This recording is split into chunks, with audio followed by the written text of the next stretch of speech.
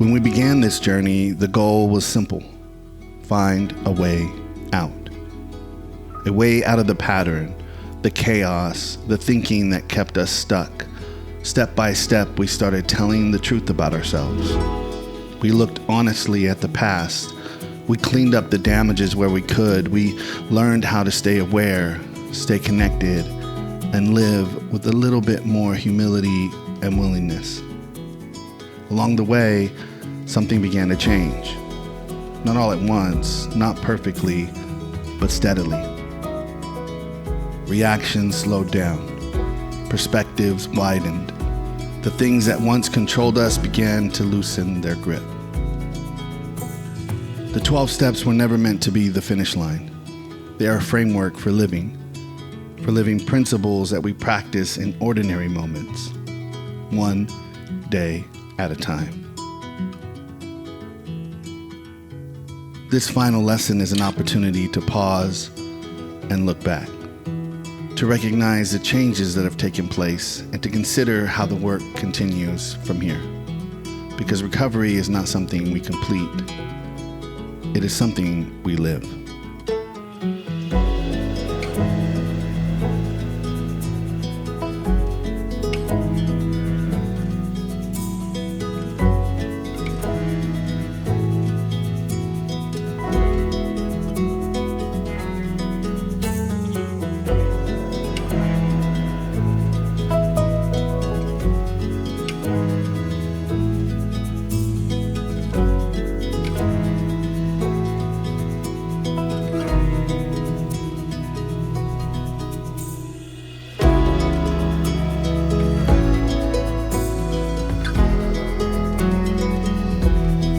Montana Society!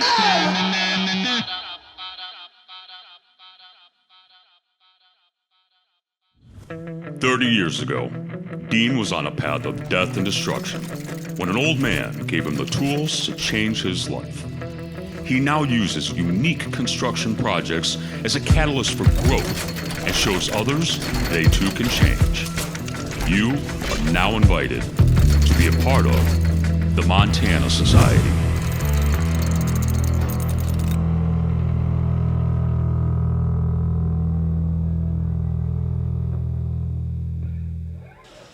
Me, him, and Dean came up here the first time to help the guy that lived here move out. Was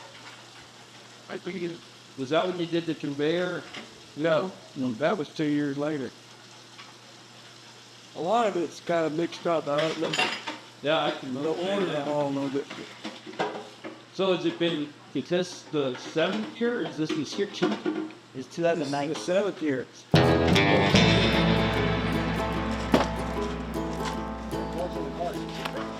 Oh, we got him. We're good. It's very heavy, bro. I got him.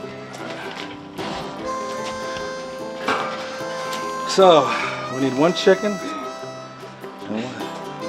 Can I see your?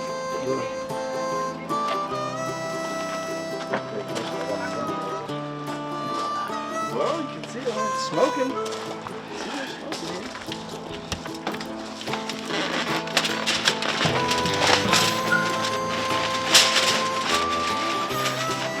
Oh, so you're leaking pretty bad, brother. Do we need another tray? Yeah, I have a tray ready to go into. Let's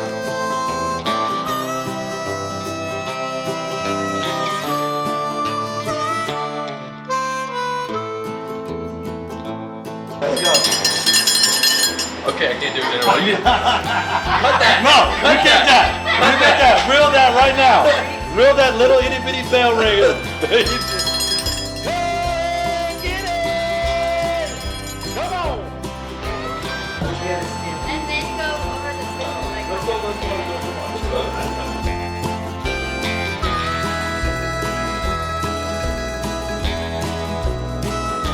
I'm just starving. I haven't eaten all day, so this is an amazing spread. The party was a great party. I'm glad I was here. But social events, I don't like them. You know, I'm constantly forcing myself to be around people, try to be nice, try to be polite, try to introduce myself. That's all hard work for me. It's just not my nature at all. Well, look at the people that were here last night, maybe 80 or 90 or 100 people. I don't know how many people came by and left, but some of my neighbors find out what we're doing here, and they have met some of the people. Some of them have met Tucker and then see it come back. So there's evidence that living an other-centric life, or actually spending time caring about other human beings or doing something for them, leads you to have a better life. And everybody knows that in their heart, you know, no matter what. You know, we're born with kind of a moral code tattooed on our heart. And the level of sanity that we have is relative to how far we orbit around our heart. Nobody ever really wants to be close up to that tattoo and live. I mean, it's hard, you know, but we don't want to be out there. We want to be somewhere where we can still see it and we stay within moral boundaries. But our concept is to get closer and closer to our own heart, or that deeper truth of things. And everybody knows it. We should be helping others. We're just stepping out and trying to do it here.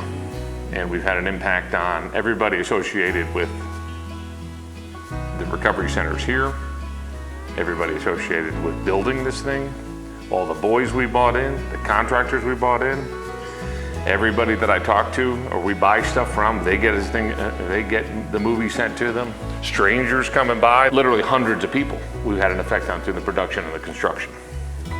And yeah, that's before the video ever hits the screen. Any way I can, man. I had like no plan. Just let me help, like please, like where I could like have some sort of like, you know, something in me that I know is sincerely good. I don't care what it is. If I'm lifting up something to help people, regardless of my life, in my life, I want to help. You know, and then that's when that change really shifted. And I just found myself being more at peace when, like, you know, even, you know, regardless of where you're at, you can be helpful. And I started seeing that prayer being answered in like a lot of different opportunities. You know what I mean? And it was a lot of times it was just long talks, you know, getting close to people, building relationships in there. You know, like if, you know, I could probably call all the people that I served time with, and I could call them up right now and they would tell you how our relationship started and how we built together to try to do better. You know what I mean? And that's real.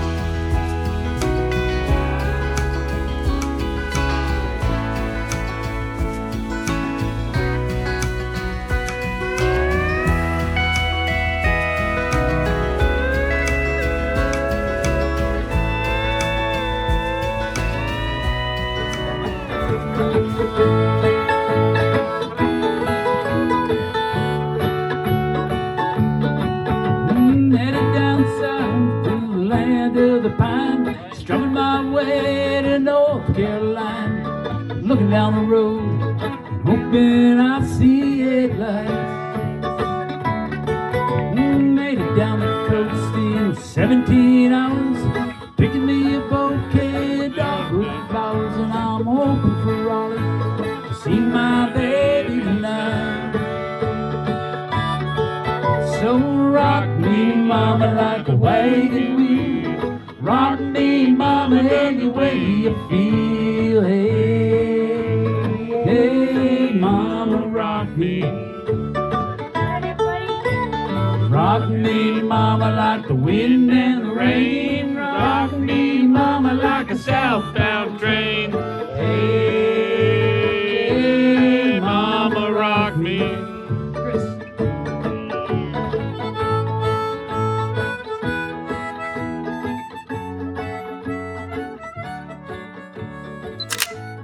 Just do as much as possible. You know, it can't hurt. It's good for you. You know, and like I said, just try to make yourself not the center of everything. Obviously, it's all about other people, right? Like, what you're doing for somebody else isn't about you, it's about helping them. But the crazy thing about it, as people in recovery, as alcoholics, we're just, I think by nature, just selfish people. And so when we help other people, is actually helping us. It's like an okie doke. And making the decision to say, yeah, I want to try to live my life in a way that's helpful to others and to make a positive impact on this earth while I'm here. It's like, yeah, I made that decision, and then kind of like, 10 miles down the road, I'm like, oh shit, this is like way more difficult. I thought because it was like some altruistic motive that it would be easy, and it's not. Service work and recovery for me today is trying to show people that don't know there's a way out. Exercise, that's for yourself, but you're making yourself healthy to continue serving and going to work, being a good employee, awake every day to go to meetings at night. All that has an impact. It might seem like you're working for yourself, but you're actually making yourself better for others. Episode 90. Episode 90. Hour 29 and 28 minutes. We are in the process of filming episode 90. What's that? So we are in the process The perfect ending to episode 90. Everyone, Here, give me a high five, bro. yeah!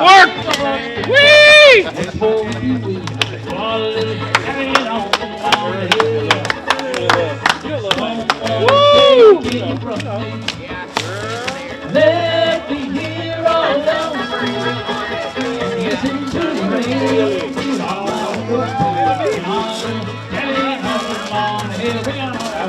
Where's everybody at? Ready for the picture?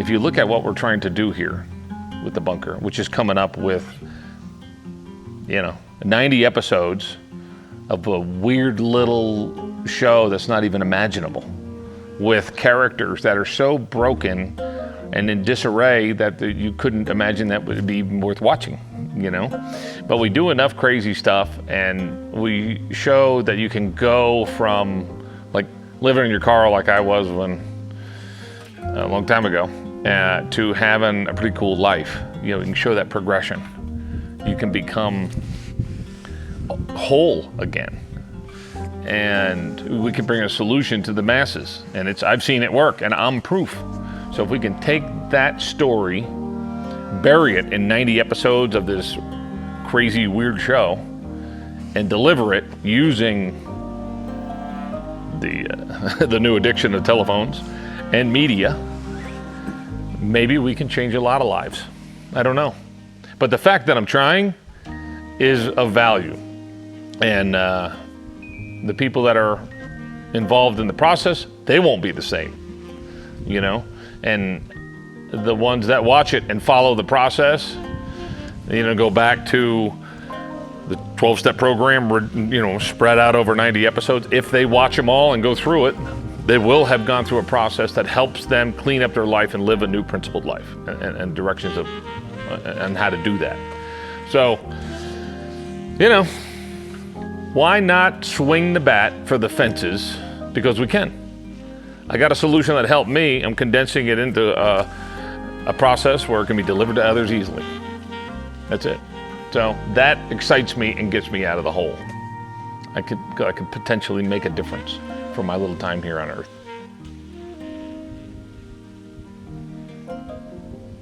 Yeah.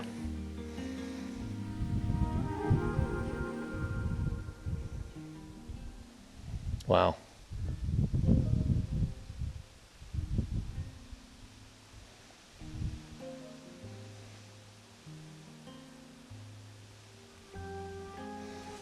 How lucky.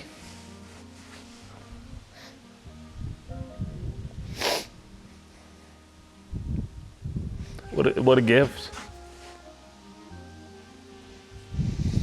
So, yeah. And I'm a lover. That's it. I think God is love.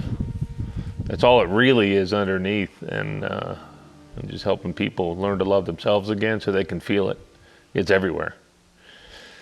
The world is full of such, fear and anxiety and distrust and animosity, and it's been that way for a long time. I mean, look at that. See those things sticking out of the ground right there? Those are, that's a giant underground vault that people built here with towers on it to protect themselves and keep others out, push people away, and that is it's the opposite of connection. It's the opposite of healing. So it's just funny how they thought that, but it's been around for a long time. We imagine a lot of things and we get scared, and then we take actions based on that, versus having faith and believing in something so much that you're willing to step in front of it. Like putting your efforts into a crazy show that might help others.